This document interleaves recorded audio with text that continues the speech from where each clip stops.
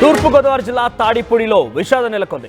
గోదావరిలో ఈతకు దిగి 11 మంది యువకులు గల్లంతయ్యారు. ఈ 11 మందిలో 5 యువకులు మృతి చెందినట్టు తెలుస్తోంది.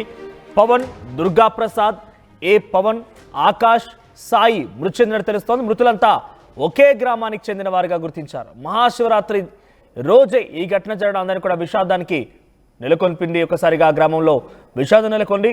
శివరాత్రి సందర్భంగా నదిలో స్నానానికి వెళ్ళినటువంటి ఆ స్నేహితులు లోతు ప్రవాహం అంచనా వేయకుండా నదిలో దిగిపోయారు.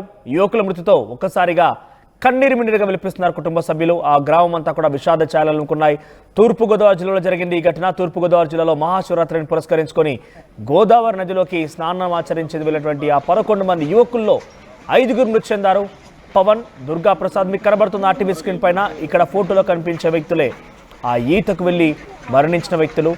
లోతు ప్రవాహం అంచనా వేయకుండా దిగిపోయారు. అంతలోనే తిరిగి రాని లోకాలకు వెళ్ళిపోయారు. ఒక్కసారిగా మహాశివరాత్రి రోజే ఈ ఘటన చోటు చేసుకోవడం అందరినీ కూడా కలిసివేస్తాం. అందరూ కూడా ఒక్కసారిగా కన్నీరు మున్నీరుగా విలపిస్తున్నారు. కుటుంబ సభ్యులంతా విషాద ఛాయలనుకున్న ప్రాంతం మొత్తం కూడా